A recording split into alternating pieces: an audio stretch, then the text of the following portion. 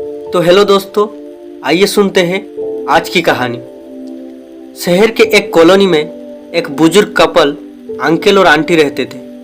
वो कॉलोनी नया ही बनी थी, इसीलिए उसमें 4 से 5 घर बसे हुए थे। इनका बेटा इन्हें छोड़कर अपने पत्नी के साथ विदेश में रहता था, क्योंकि उसकी पत्नी ये नहीं चाहती थी कि वो घर पर रहकर अपने सास ससुर की मदद करे। ये बुजुर्ग अंकल और आंटी जिस कॉलोनी में रहते थे, उन्हें हमेशा से ये डर था कि कहीं कोई घटना ना हो जाए, इसीलिए वो ज़्यादा घर से बाहर नहीं निकलते थे।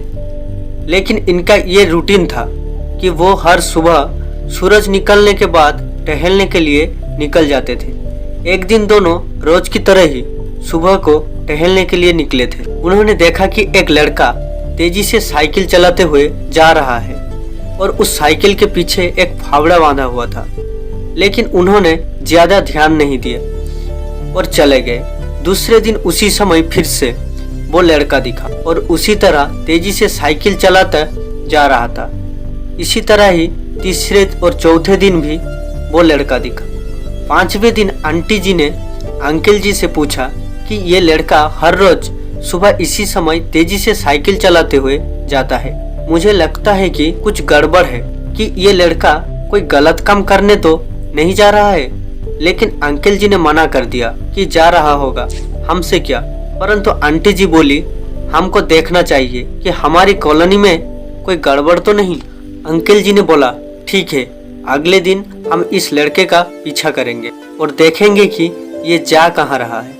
अगले दिन सुबह को फिर से वो लड़का तेजी से साइकिल चलाता हुआ निकला।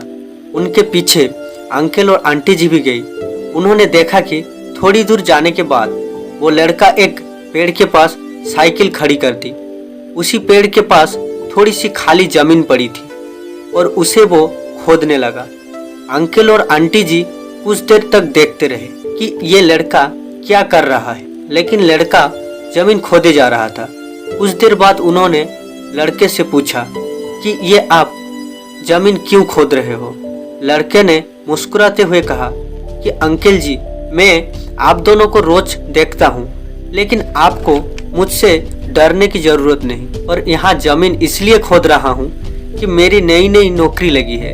अंकल जी ने पूछा, कहाँ नौकरी लगी है, ऐसा कौन सा काम है जिसमें जमीन खोदनी है। लड़के ने कहा, मैं बड़े दिनों से बेरोजगार था, फाइनली मुझे फार्म हाउस में काम मिला है और उन्हें ऐसे लड़के की जरूरत है जिसे काम करने की अनुभव हो, और मेरे पास कोई अनुभव नहीं है। इसीलिए मैं रोज यहाँ फावड़ा लेकर आता हूँ और जमीन खोदने की प्रैक्टिस करता हूँ, ताकि जैसे ही नौकरी पर काम शुरू हो उसमें हमें निकाल ना दिया जाए। इसीलिए रोजाना मेहनत कर रहा हूँ, कोशिश कर रहा हूँ। उस लड़के की बात सुनने के बाद अंकल और आंटी जी ने लड़के को आशीर्वाद दिया और बोला, बहुत बढ़िया बात है, प्रयास ही जिंदगी में सब कुछ है। ये छोटी सी कहानी जिंदगी में बहुत बड़ी बात सिखाती है। तो अगर हमें सक्सेसफुल होना है तो सक्सेस के लिए सबसे ज़रूरी चीज़ है कि हमें लगातार मेहनत, कोशिश और प्रयास करनी होगी, तभी हम जीवन में सफल होंगे।